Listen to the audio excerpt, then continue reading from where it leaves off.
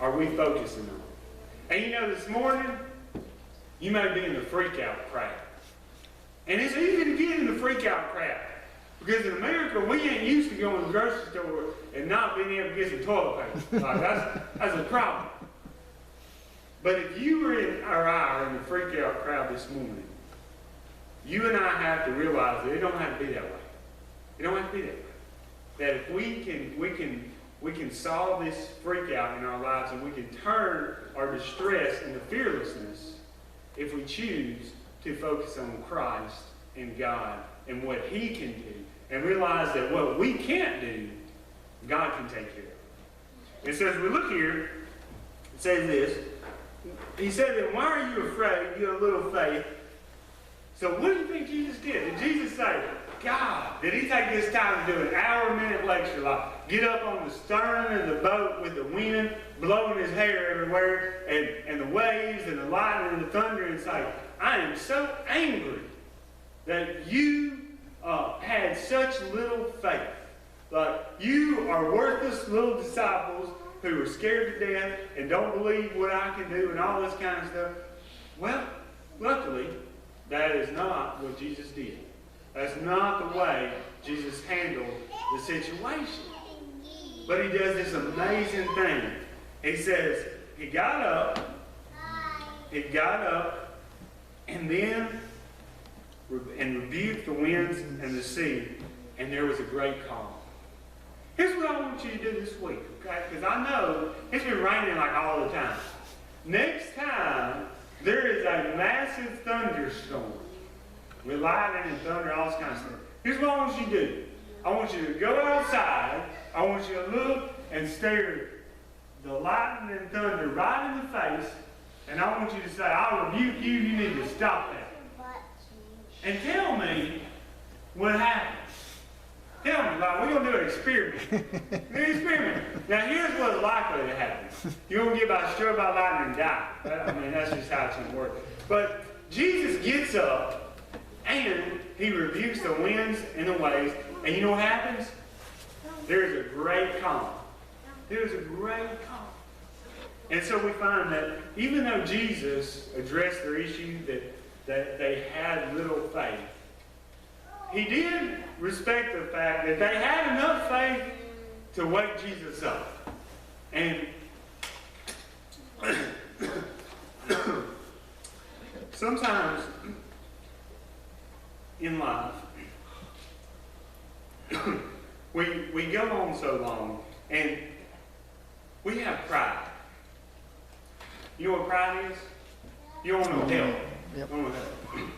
And the further you tell yourself you don't need no help, you know how you feel? You're ashamed. You know, you don't want to have to admit that you can't handle this. And then them disciples, they went on for a while, and they finally decided it was time to bring Jesus in. And here is the great thing about Jesus. You've never gone too far to wake Him up. Never. You've never gone too far. Like, even though we're prideful and we feel like we've tried and we failed, we've tried and we failed, and there are situations in our life right now that we're trying to fix. There's a lot of problems, and a lot of them right now that are a lot different than we've ever had in our life. Well, what we have to realize is that we always have an opportunity to go from living in a broken life of trying to fix things and never getting them solved to coming to Jesus as we are and being changed. And the beautiful thing about Jesus is, no matter how long we've been trying to do our own thing and solve our own problems and fix our lives, no matter how long we've been in there, as long as we come to Him, He will transform us. Because just like this rock, nothing's going to change the form of this rock. And nobody changes the form of Jesus. Like, you're not so bad and wicked that Jesus is scared you might rub off on him. Other people are. Other people might be afraid of you and what you've done and all this kind of stuff. But Jesus, he is steady. He is always the same. And from what we know, and what we know being that Jesus gave up his life on the cross all those years ago for the salvation of the world, knew every single sin that we've ever committed. And so we know that that is the heart of God. When we know that is the commitment that God has to us, then we can rest assured that he will be there for us to bring us through whatever we are faced. And then it says, the men were amazed and asked, what kind of man is this? Even the winds and the sea obey him. What kind of man is this? Now, if you and I saw this situation, that is the question that we will be asking ourselves, like, what is up with this guy? Because you got to realize we know everything, because we got the Bible, we know the story. Like, we know Jesus goes to the cross and all this, and the disciples, they knew part of the story. But Jesus was trying to show them that he was the Son of God. Like, he's the Son of God, the King of Kings, the Lord of Lords, all this. And so they needed to understand that they were safe in his hands. They were safe in his hands.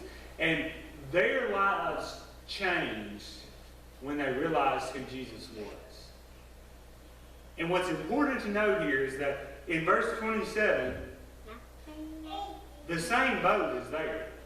It's the same boat. Did they get any new passengers? No new passengers. No new passengers. You know? Did they find a plethora of life preserves in maybe the bottom of the boat? They didn't do that neither. Like, none of that stuff. It was the same boat, same people, and the difference was that now the disciples had a different outlook on who was with them.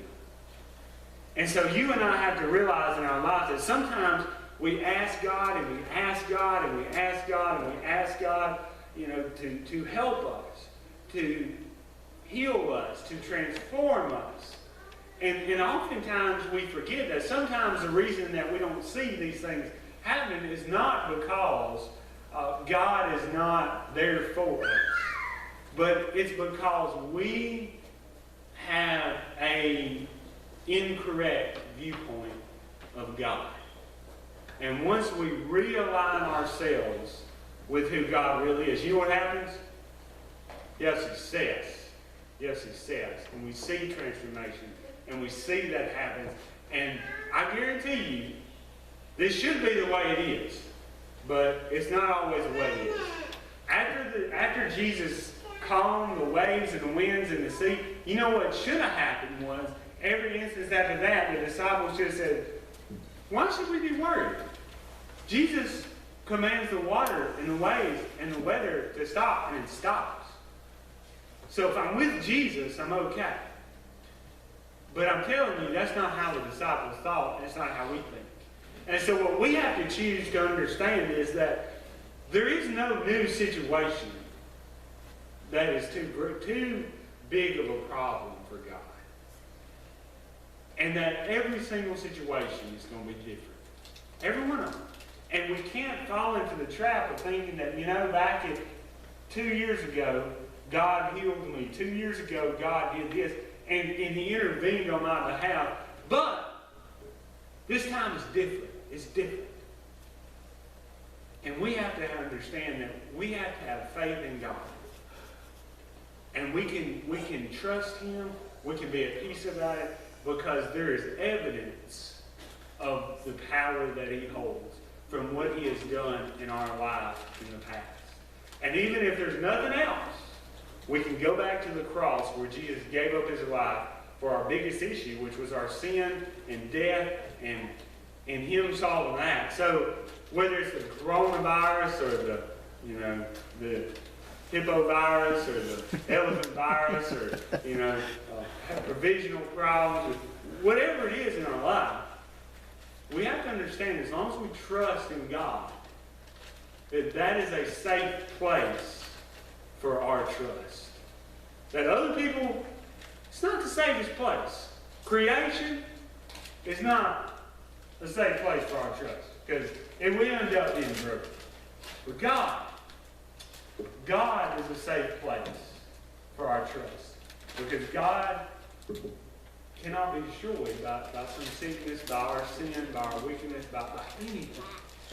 And so the question you and I have to ask ourselves this morning is, are we making the decision to trust that if God killed His Son so that we could be forgiven and have eternal life, then it's okay for us to trust that no matter what's going on in the world today, in our lives, that He's going to take care of it when we put our trust in Him.